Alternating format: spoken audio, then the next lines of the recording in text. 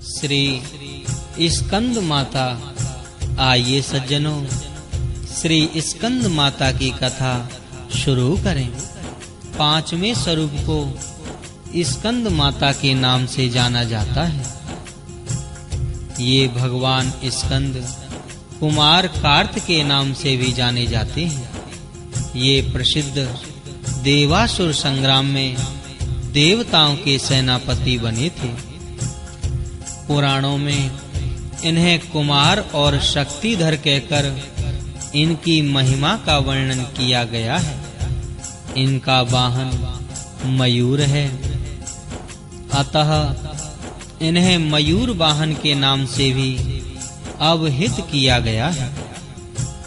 इन्हीं भगवान स्कंद की माता होने के कारण माँ दुर्गा जी के इस पांचवें स्वरूप को स्कंद माता के नाम से जाना जाता है। इनकी उपासना नवरात्रि पूजा के 5वें दिन की जाती है। इस दिन साधक का मन विशुद्ध चक्र में अवस्थित होता है। इनके विग्रह में भगवान स्कंद जी बाल रूप में इनकी गोद में बैठे होते हैं।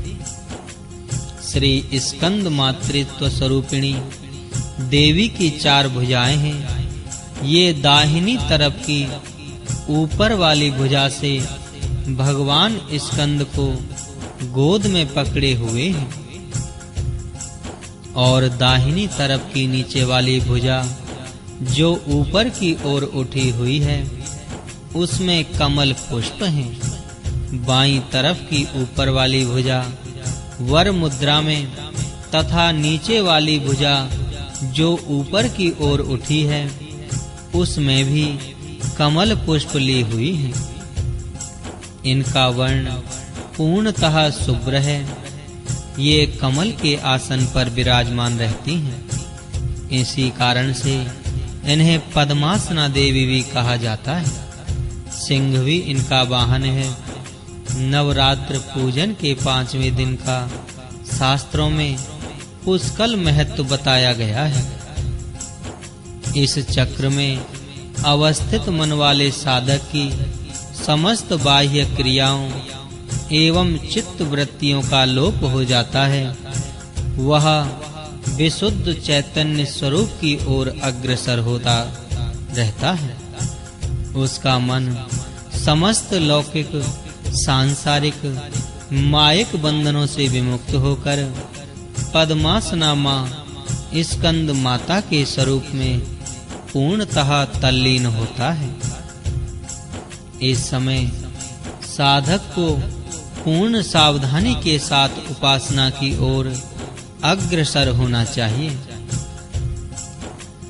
उसे अपनी समस्त ध्यान वृत्तियों को एकाग्र रखते हुए साधना के पथ पर आगे बढ़ना चाहिए।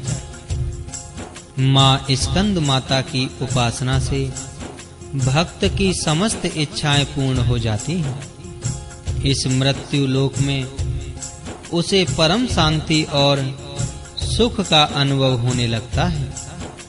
उसके लिए मोक्ष का द्वार स्वयं सुलभ हो जाता है। श्री स्कंद माता की उपासना से बाल रूप स्कंद भगवान की उपासना भी स्वयमेव हो जाती है। यह विशेषता केवल इन्हीं को प्राप्त होती है। अतः साधक को स्कंद माता की उपासना की ओर विशेष ध्यान देना चाहिए। सूर्य मंडल की अधिष्ठात्री देवी होने के कारण इनका उपासक अलौकिक तेज एवं कांति से संपन्न हो जाता है। एक अलौकिक प्रभा मंडल अदृश्य भाव से सदैव उसके चतुर्दिक पर व्याप्त रहता है। यह प्रभा मंडल प्रतिक्षण उसके योग क्षेम का निर्वहन करता रहता है।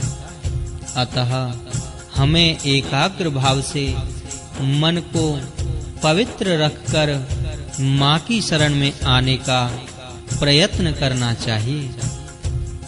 इस घोर भव सागर के दुखों से मुक्ति पाकर मोक्ष का मार्ग सुलभ बनाने का इससे उत्तम उपाय दूसरा नहीं है। जय मां स्कंद माता की जय।